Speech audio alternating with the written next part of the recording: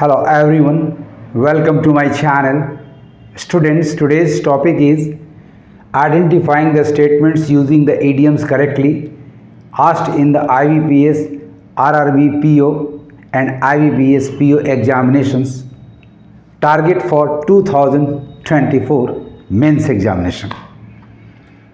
मैं आज गत वर्ष 2023 में पूछे गए प्रश्नों को लेकर आया हूँ related to the correct uses of idioms in the given statements। इस तरह के सवाल में आपको 3 स्टेटमेंट्स A, B, C दिए जाते हैं और उनमें एक idiom का यूज़ किया जाता है। आपको पकड़ना है कि which statement और which statements correctly use the given idiom। तो let us start the topic। But इसके पहले इस वीडियो को लाइक कर लें, मेरे चैनल को सब्सक्राइब कर लें और साथ साथ बेल आइकन को प्रेस कर लें ताकि आपको लेटेस्ट नोटिफिकेशंस मिलते रहें। क्वेश्चन नंबर 1 है on the run idiom.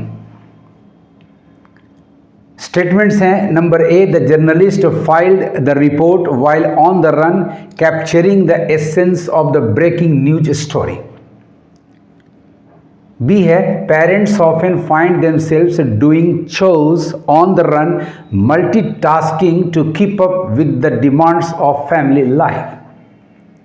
Third statement है statement number C, instead of crying over spilled milk she quickly cleaned up the mess and on the run. सबसे पहले let us know what the idiom on the run means. On the run का मतलब होता है hiding और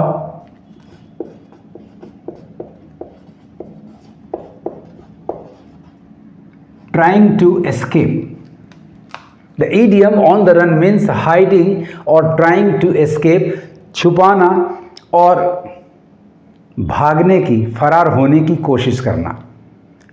अब examine करते हैं कि किस स्टेटमेंट या किन स्टेटमेंट्स में इसका सही प्रयोग हुआ है, बोथ ग्रामेटिकली एंड कंटेक्चुअली। तो नंबर ए को देखते हैं, the journalist filed the report while on the run. तो भाई जब भी कोई जर्नलिस्ट रिपोर्ट फाइल करेगा तो उसे छुपाने की ज़रूरत नहीं है और ना ही भागने की कोशिश करनी है। सो नंबर ए आपका एलिमिनेटेड हुआ, कि यहाँ इस इडियम का प्रयोग करेक्टली नहीं है।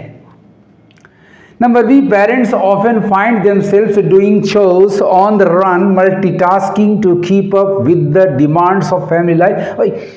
फैमिली लाइफ की डिमांड्स को कीप अप करने के लिए, मेंटेन करने के लिए पेरेंट्स को कुछ छुपाने की ज़रूरत नहीं और ना ही भागने की ज़रूरत है। They know their duties. So statement number B में भी इस ईडियम ऑन द रन का करेक्ट यूज नहीं है। बच गया नंबर सी, निश्चित रूप से यहां तो होना ही है। Instead of crying over spilled milk she quickly, जल्दी से क्लीन्ड अप द मेस, उसे साफ किया, एंड ऑन द रन, और उसे छुपाने का प्रयास किया ताकि सामने वाले को, आने वाले को इसकी जानकारी ना मिले। The correct use of the idiom is thus identified, found out in statement number C. अब देखते हैं स्टेटमेंट नंबर सी किस ऑप्शंस में है। तो चलिए ऑप्शंस को, आंसर ऑप्शंस को एग्जामिन करते हैं। Number A, only A eliminated. Both B and C, no we have not found it out. Number C, only C, this is the correct answer, so mark it as your answer. Number D, both A and B eliminated, and number E, only B is also eliminated. The right answer is number C. Instead of crying over spilled milk, she quickly cleaned up the mess and on the run tried her best to hide the secret. Question number 2. The given idiom is under the weather. The 3 statements are number A, feeling under the weather, John decided to stay home and get some rest instead of going to the party. Number B, unable to contain the excitement, she finally decided to be under the weather about the surprise party. Number C, faced with a challenging decision, he had to be under the weather and confront the issue head on. First of all, let us know the meaning of the given idiom under the weather. Under the weather means feeling slightly ill or you can say indisposed. अब देखते हैं इस context में कौन सा statement fit बैठता है, किस स्टेटमेंट में इसका सही प्रयोग हुआ है। Number A, feeling under the weather यानी स्लाइटली इल, महसूस हुआ कि मैं थोड़ा बीमार हूं। John decided to stay home, घर पे रहना तय किया। यस, यहां तक बिल्कुल सही जा रहा है। एंड गेट सम रेस्ट, और सही कंफर्मेशन मिला। Instead of going to the party, बिल्कुल करेक्ट यूज यह स्टेटमेंट शो कर रहा है गिवन इडियम का। Number B, unable to contain the excitement, excitement को कंटेन करने में एबल नहीं है। She finally decided to be under the weather, बीमार रहने की कोशिश करेगी वो। Why? About the surprise party, यहां पर छुपाने का अर्थ है, न कि बीमार होने का अर्थ है। Sorry, eliminated. Number C, faced with a challenging decision, challenging decision का सामना करते हुए। ही हैड टू बी, उसे बीमार रहना पड़ा, कंपल्सन कि भाई मैं बीमार रहूंगा तभी ये स्थिति ठीक होगी। Sorry, he had to be under the weather and confront the issue head on. He had to be bold enough, confidence लाना होगा, यानी अंडर द वेदर का सही प्रयोग स्टेटमेंट नंबर सी में भी नहीं है। राइट आंसर आपका स्टेटमेंट नंबर ए है होगा। और देखिए ये किस ऑप्शन में आ रहा है। Let us examine the given options, only A. Yes, number A is the correct answer and the remaining ones B, C, D and E are easily eliminated. Only sentence number, statement number A has made the appropriate use, the correct use of the given idiom under the weather. Feeling under the weather, John decided to stay home and get some rest instead of going to the party. Now is the turn of the last question, question number 3, in which the given idiom is piece of cake. Piece of cake का अर्थ होता है something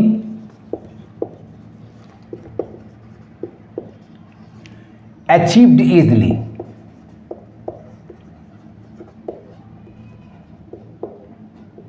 Something achieved easily is the meaning of the given idiom piece of cake, अर्थात वो चीज जो आसानी से प्राप्त हो जाए। आइए अब इसे एग्जामिन करते हैं गिवन 3 सेंटेंसेस में, ए बी सी में, कि किस में या किन में इसका सही प्रयोग हुआ है। तो नंबर ए है, एज द डेडलाइन अप्रोच्ड, समय सीमा जब निकट आई।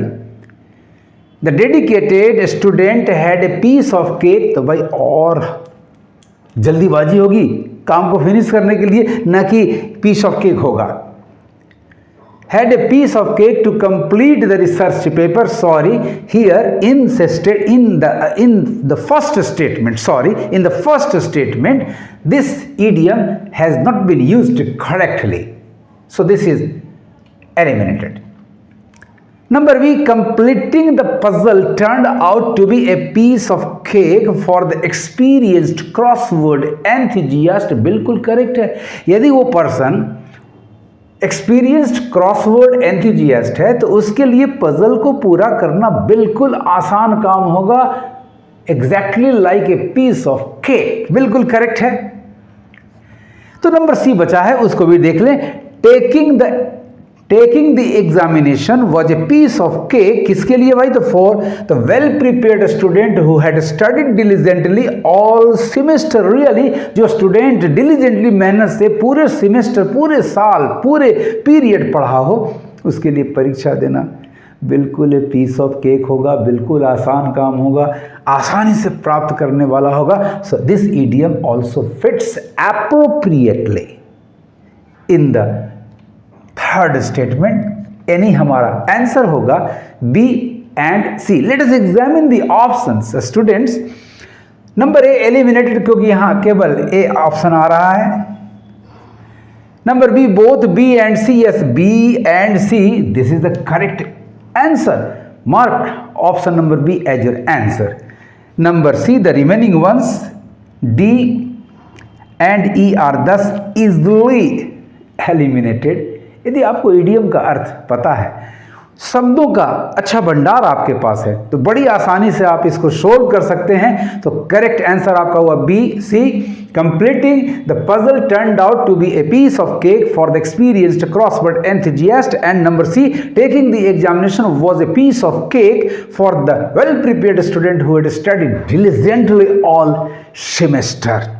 स्टूडेंट्स, ध्यान रखना है, इडियम्स या तो आप याद करो, लेकिन बेटर वे होगा, ईजियर वे होगा कि आप शब्दों का भंडार रखो अपने पास, ताकि ईडियम में गिवन वर्ड्स के मीनिंग के आधार पर आप ईडियम के अर्थ को पजल आउट कर सको। मैं एक उदाहरण देकर समझाता हूँ। पीस ऑफ केक, पीस मतलब टुकड़ा, other of cake, piece of cake easily 10 रुपये, 20 रुपये, 25 रुपये में आप प्राप्त कर सकते हैं किसी भी जनरल स्टोर से, या रेस्तरां में आपको प्राप्त हो सकता है। Means something achieved very easily. आपको मेरा ये वीडियो कैसा लगा कमेंट करेंगे और ज़्यादा से ज़्यादा शेयर करेंगे। Thank you for watching my video.